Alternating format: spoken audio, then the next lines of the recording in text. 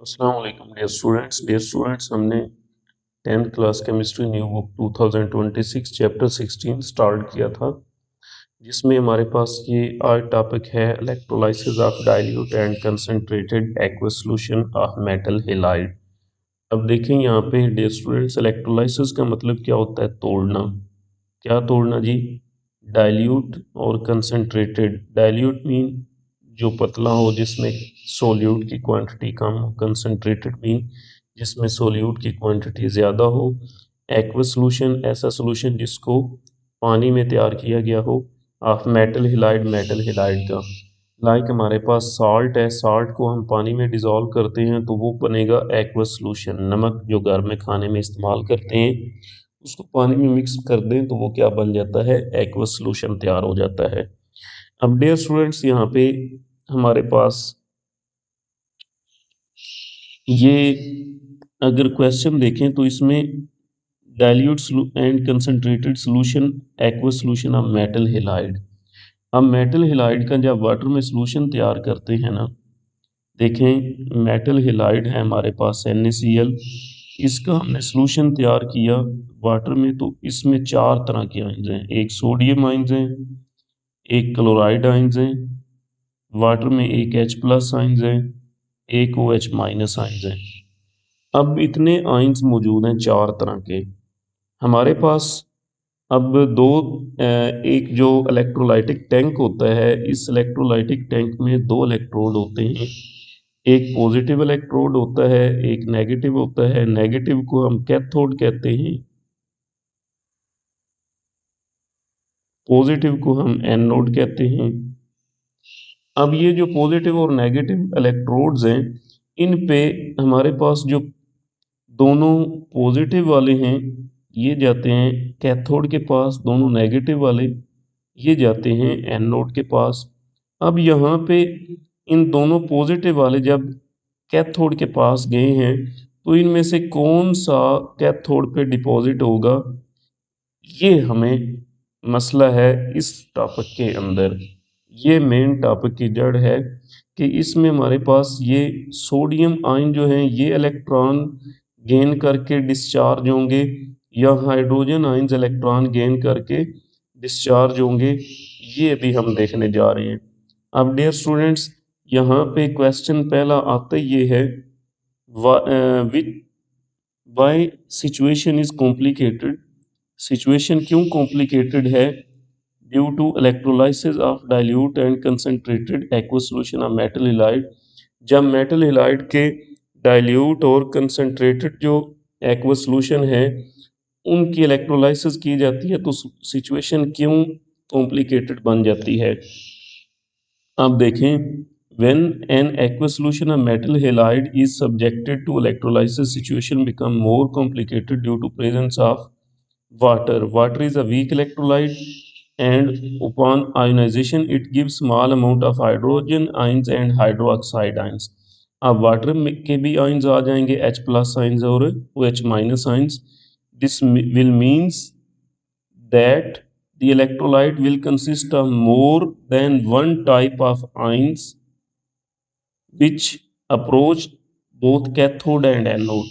Hence there will be choice over which ions will get discharged. ये हमारा मसला है कि अब ये मसला बन जाता है कि कौन सा आयन पहले डिस्चार्ज होगा। ये चार तरह के आयंस थे, इन चार तरह के आयंस में से कौन सा आयन पहले डिस्चार्ज होगा, ये हमारे पास प्रॉब्लम होता है जब मेटल हैलाइड के एक्वस सॉल्यूशन की क्या करवाई जाती है? इलेक्ट्रोलाइसिस। अब देखते हैं कि कौन सा आयन पहले डिस्चार्ज होगा। कौन सा आयन जो डिस्चार्ज कैसे होना है? अब देखें, कैथोड पे जाते हैं ना, कैथोड पे अगर सोडियम आयन गया है ना, सोडियम आयन कैथोड पे जाके एक इलेक्ट्रॉन गेन करता है, तो ये सोडियम मेटल में कन्वर्ट हो जाता है। इसके ऊपर +1 चार्ज है, तो अब चार्ज 0 है। इट मीन ये सोडियम डिस्चार्ज हो गया है, इसने अपने चार्ज को छोड़ दिया है। चार्ज को जो छोड़ दे उसे हम क्या कहते हैं? डिस्चार्ज। अब ये न्यूट्रल हो गया है। अब देखते हैं कौन सा न्यूट्रल होगा, ये सोडियम न्यूट्रल होगा या हाइड्रोजन न्यूट्रल होगा, ये देखना है। अब डियर स्टूडेंट्स देखें तो हमारे पास ये है, how to determine which ion discharged. ये कैसे हम पता चला सकते हैं कि कौन सा आयन जो है वो डिस्चार्जेड फर्स्ट, कि वो पहले डिस्चार्ज होगा? तो इसके लिए हमारे पास ये एक इलेक्ट्रोकेमिकल सीरीज है। यहाँ पे इसमें सेंटर में हाइड्रोजन है, इससे ऊपर भी मेटल्स दी गई हैं, इससे नीचे भी मेटल्स दी गई हैं। जो ऊपर वाली मेटल्स हैं ये इलेक्ट्रॉन को इजीली लूज कर सकती हैं, जो ये नीचे वाली मेटल्स हैं ये इलेक्ट्रॉन को इजीली लूज नहीं करती।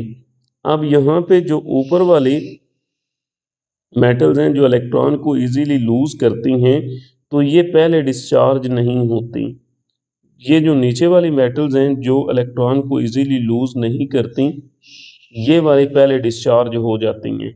इट मीन जो हाइड्रोजन से नीचे हैं वो डिस्चार्ज होंगे हाइड्रोजन से पहले, और जो हाइड्रोजन से ऊपर हैं वो डिस्चार्ज होंगे हाइड्रोजन के बाद। यानी यहाँ पे है metal below hydrogen. If a metal is below hydrogen in the electrochemical series, then the metal ion is discharged. अब देखें वो कहता है कि जब मेटल हमारी हाइड्रोजन से नीचे हो तो उस वक्त मेटल जो है वो डिस्चार्ज होगे। अब ये मेटल कौन हो सकती है? कॉपर हो सकता है और सिल्वर हो सकता है। If dilute copper chloride electrolysed copper metal is obtained at cathode, तो कॉपर मेटल डिस्चार्ज होके कैथोड पे डिपॉजिट हो जाएगी, कैथोड के ऊपर इकट्ठी हो जाएगी। आगे नेक्स्ट देखते हैं मेटल अबव हाइड्रोजन। अब ऐसी मेटल जो इस हाइड्रोजन से क्या है? अबव है। तो उस सूरत में क्या होगा? If metal is placed higher in electrochemical series then hydrogen ion is discharged. तो फिर क्या होगा? अगर मेटल हायर है इलेक्ट्रोकेमिकल सीरीज में तो उस सूरत में हाइड्रोजन आयन ने डिस्चार्ज होना है। अब हाइड्रोजन आयन उस सूरत में क्या होगा?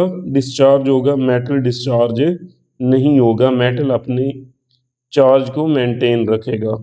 लाइक हमारे पास metal like lithium, sodium, magnesium, तो ये लिथियम आयन में रहेगा, सोडियम आयन में रहेगा, ये अपने चार्ज को नहीं लूज करेगा। कब नहीं लूज करेगा? If dilute solution of sodium chloride is electrolyte. अगर सोडियम क्लोराइड का डाइल्यूट सोल्यूशन जो है ना, डाइल्यूट मीन पतला सोल्यूशन हो, उसको इलेक्ट्रोलाइज करवाएं, तो उस वक्त hydrogen is obtained at cathode, तो हाइड्रोजन ऑब्टेन्ड होगी। क्यों हाइड्रोजन ने डिस्चार्ज होना है? ये जो हाइड्रोजन आयंस है ना ये डिस्चार्ज होंगे। रीज़न क्या है कि हमारे पास जो सोडियम है वो यहाँ हाइड्रोजन से अबव है। अगर ये ऐसी मेटल जो हाइड्रोजन से अबव हो फिर वो डिस्चार्ज नहीं होती, वो हाइड्रोजन से बाद डिस्चार्ज होती है, और जो हाइड्रोजन से नीचे है वो डिस्चार्ज हो जाती हैं। तो हमारी सोडियम यहाँ पे मौजूद है, ये हाइड्रोजन से ऊपर है, लिहाजा सोडियम डिस्चार्ज नहीं होगी, सोडियम एज इट इज़ मौजूद रहेगी, हाइड्रोजन डिस्चार्ज होके हाइड्रोजन गैस में कन्वर्ट हो जाएगा। तो इसी तरह आगे हम देखते हैं निकल, लेड और निकल, इसमें कौन पहले डिस्चार्ज होता है ये हमारे लिए बड़ा इशू है। Metals like lead and nickel present a more complicated picture. ये पिक्चर बहुत ज़्यादा कॉम्प्लिकेटेड कर देते हैं। कैसे? अगर एक्वा सॉल्यूशन हेलाइड का यानी इन मेटल के साल्ट्स का जिनको इलेक्ट्रोलाइज करवा रहे हैं वो कहता है ये तैयार किया गया हो, then the product obtained at cathode depends upon the concentration of metal halide solution. तो ये डिपेंड किस पे करती है? कंसंट्रेशन पे। पहले डिपेंड कर रही थी इलेक्ट्रोकेमिकल सीरीज पे, अब डिपेंड कर रही है कंसंट्रेशन के। If solution is concentrated then metal is deposited at cathode. अगर सॉल्यूशन क्या हो? कंसंट्रेटेड हो, तो उस वक्त मेटल ने क्या होना है? डिस्चार्ज होके कैथोड पे डिपॉजिट होना है। अगर सॉल्यूशन डाइल्यूट हो तो हाइड्रोजन गैस जो है, जो हाइड्रोजन आयंस हैं वो डिस्चार्ज हो जाएंगे कैथोड पे। ये हमारे पास कैथोड टर्मिनल है, यहाँ पे हाइड्रोजन आयंस आएंगे, ये इलेक्ट्रॉन लेंगे और इलेक्ट्रॉन लेके किस में चेंज हो जाएंगे, ये हाइड्रोजन आयंस इलेक्ट्रॉन लेंगे कैथोड पे आके, तो ये हाइड्रोजन गैस में चेंज हो जाएंगे। इसी तरह मेटल्स जो है, मेटल के केस में मेटल्स भी इलेक्ट्रॉन लेती हैं और मेटल उधर जाके डिपॉजिट हो जाती हैं। डियर स्टूडेंट्स, ये क्वेश्चंस आपको बना दिए हैं। ये पहला क्वेश्चन यहाँ पे बनवाया है, why which situation is complicated due to electrolysis of dilute concentrated aqua solution of metal halide, एक ये क्वेश्चन है। आगे है how to determine which ion discharge first. आगे है मेटल बिलो हाइड्रोजन, तो जब मेटल बिलो हाइड्रोजन हो तो विच डिस्चार्ज फर्स्ट। अगर मेटल अबव हाइड्रोजन हो विच आयन डिस्चार्ज फर्स्ट। आगे है in case of lead and nickel which is discharged. In case of lead and nickel which is discharged first. ये dear students question है, अपने पास mark करें और अच्छे से प्रिपेयर करें।